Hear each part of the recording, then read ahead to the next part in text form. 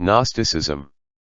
Gnosticism is the name used by scholars to refer as a group to the various heretical Christian sects that emerged at Alexandria.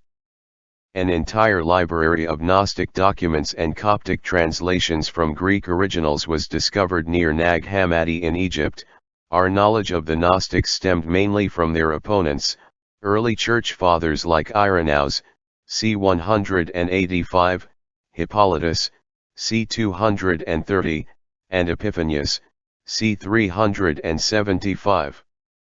The word Gnosticism is derived from the Greek gnostikos, meaning one who knows. What he knows is gnosis, the wisdom attained through revelation. In common with all Hellenistic mystical systems, the Gnostics believed that there is a divine spark in man that has descended from the divine realm above, which has fallen into the world of fate, birth, and death, and that it can be awakened by its divine counterpart because of a revelation, or epiphany, and then be reintegrated into the spiritual world. The Gnostics applied a radical dualistic interpretation to Christianity, interpreting the Bible in reverse, by pitting the creator of the universe, referred to as the demiurge, against the true God who lies outside of creation. Demiurge was a term first used by Plato in the Timaeus as the agent other than God who takes the pre-existing materials of chaos, arranges them according to the models of eternal forms, and produces the physical world. As such, the Gnostics typically believed that all morals imposed by God were intended only to oppress man. To free themselves from the cycles of reincarnation, the Gnostics believed, they needed to experience everything falsely considered evil by the ignorant masses, including murder, adultery, incest, cannibalism, pedophilia, and the ingestion of various bodily fluids and excrement. Thus was the philosophical basis for the practice of black magic. This was despite the fact that there were clear condemnations of this art found in the Bible, as in Jeremiah 50:35-36, a sword is on the Chaldeans and the people of Babylonia, and on her rulers and on her wise men. A sword is on the soothsayers, and they will become foolish. Therefore, as explains Attilio Mastrochink, in From Jewish Magic to Gnosticism, in Gnostic thinking, therefore, the science of the Chaldeans was bound to be valued as a form of knowledge, precisely because it had been forbidden by the Creator. 61. The Gnostics believed there was the good from which a variety of eons, or emanations, were given off. The universe, according to the Gnostics, was viewed as consisting of concentric spheres, of which the Earth was the center. These spheres were marked by the circular orbits of the planets, each governed by an archon, a deity hostile to spiritual men. Beyond them was the sphere of the fixed stars known as the pleroma, or totality. It was made of 30 eons, each corresponding to the 30 days of the month. Within these were the signs of the zodiac whose earthly equivalents were the 12 apostles. The soul of man is pure spirit placed by the good in a body of corrupt matter created by the demiurge. To be reunited with the good, the mystic must gain secret gnosis, which will allow him to bypass the eons, as well as the most inferior, the demiurge, creator of the material world.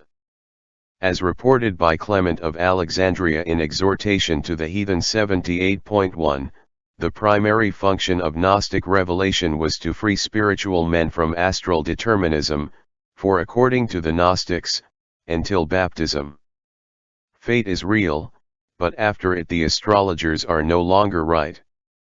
A central doctrine of Gnosticism was that of the passage of the soul through the planetary spheres, the route through which was opened by the Savior, knower of the sacred names by which to appease the gatekeepers, or archons, that impede the soul's ascent.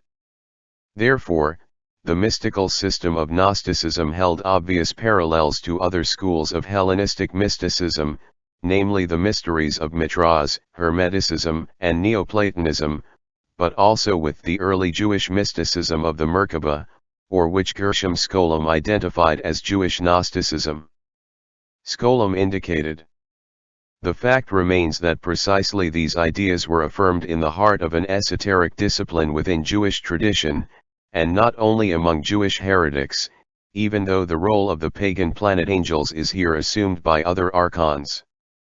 These archons threaten the ecstatic visionary at the gates of the seven celestial palaces, and, entirely in keeping with the doctrines of various Gnostic writings of the same period, can only be overcome and compelled to permit him to pass by the display of a magic seal, through the recitation of hymns, prayers, etc. One can still discern plainly the relation to late Jewish apocalyptic writings, whose ideas evidently form a plausible transition to both Jewish monotheistic Gnosticism and the heretical Gnosticism that tended toward dualism. 62. It is now largely accepted by scholars that Christian Gnosticism had its origin in Merkaba mysticism. 63. Skolem explained, in the 2nd century Jewish converts to Christianity apparently conveyed different aspects of Merkaba mysticism to Christian Gnostics. In the Gnostic literature there were many corruptions of such elements, yet the Jewish character of this material is still evident, especially among the Ophites, in the school of Valentinus, and in several of the Gnostic and Coptic texts discovered within the last 50 years. 64. These opinions were confirmed by several ancient sources. For example, in fragments quoted from Eusebius, we know that Hegesippus argued that the Gnostics were inheritors of various Jewish or Baptist sects, such as the Essenes. Philastrius, the 4th century AD bishop of Brescia, numbers the Gnostic sects of the Ophites among the sects that flourished in Judaism before the advent of Christianity. 65. According to Moshe Idel, far more than did scholars in the first half of the 20th century, contemporary scholars of Gnosticism refer to Jewish influence on the emerging Gnostic literature. The studies of Jill Quispel, George McCrae, B. Pearson, Guy Giedel-Yastromsa, and Jarl Fossum have altered the earlier Iranian Egyptian Greek explanations of Gnosticism. 66. As Hans Jonas, the renowned scholar of Gnosticism, pointed out, some connection of Gnosticism with the beginnings of Kabbalah has in any case to be assumed, whatever the order of cause and effect. 67. The way middot, or qualities of God, such as wisdom, understanding, knowledge, truth, faithfulness, righteousness, etc., for the Gnostics became the eons, the powers, and the emanations of God which fill the pleroma, the divine fullness, is paralleled in the tradition of Moshe Bereshit.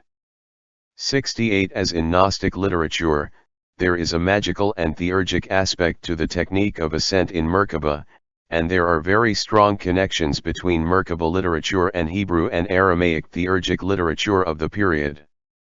It is very similar to a number of important texts preserved among the Greek magical papyri and to Gnostic literature of the Pistis Sophia, which originated in the 2nd or 3rd century AD. 69. Therefore, to the Ophites, also known as Sethians, a Jewish baptismal sect in the tradition of the Essenes, that flourished around the 1st century BC to the 1st century AD, the God of the Bible is really the evil God. According to the Ophites, El Dabaoth, or Yahweh, the God of the Old Testament, was proud, ignorant and vengeful. Though there were powers above him, he was covetous of the supreme power and claimed himself to be the only God. Dissatisfied with his creation, he wanted to destroy his work through a woman, Eve. But Sophia liberated man by sending a serpent that led him to eat the fruit of the tree of knowledge, forbidden to them by El Dabaoth, to keep man ignorant. Through Sophia, Adam and Eve acquired knowledge of all things and began to turn away from their Creator. El Dabaoth cast Adam and Eve out of paradise, and after Cain and Abel, they gave birth to Seth, who was of a superior race, and whose sons were the sons of God. The sons of God intermarried with the daughters of Cain and caused such corruption that El Dabaoth unleashed the flood, but Sophia saved Noah. When the world was repopulated, El Dabaoth chose Abraham, establishing a covenant with him that if his descendants served him he would grant them the earth. These were later led out of Egypt by Moses, who gave them the law. While the prophets were servants of El-Dabaoth, Sophia allowed certain words to infiltrate their prophecies.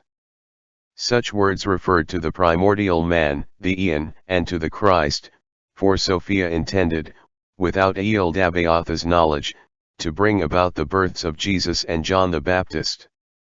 Abraxas is a word of mystic meaning in the system of the Gnostic Basilides, applied to the Great Archon, and which was also found in the Greek magical papyri.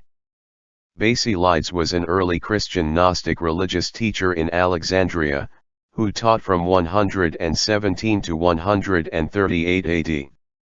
In the system described by Irenaeus in his Adversus Hair Essays, the ruler of the 365 heavens is Abraxas, and for this reason he contains within himself 365 numbers. The 7 letters spelling its name may represent each of the 7 planets, and may be related to abracadabra. A vast number of engraved stones are in existence, to which the name Abraxas stones were given. The Abraxas imago proper is usually found with a shield, a sphere or wreath and whip, a sword or scepter, a cock's head, the body clad with armor, and a serpent's tail. A combination of Abraxas with Jewish symbols is predominant, in the form of inscriptions, such as Iao, Eloi, Adonai, Sabaoth, Michael, Gabriel, Uriel, Raphael, and many others. Abraxas is also sometimes combined with Persian deities. Chiefly, most commonly with Mithras. Abraxas is represented sometimes with Egyptian motifs, as a figure with the sun god Phre leading his chariot, or standing upon a lion borne by a crocodile. With Grecian deities, Abraxas is sometimes in connection with the planets, especially Venus, Hecate, and Zeus.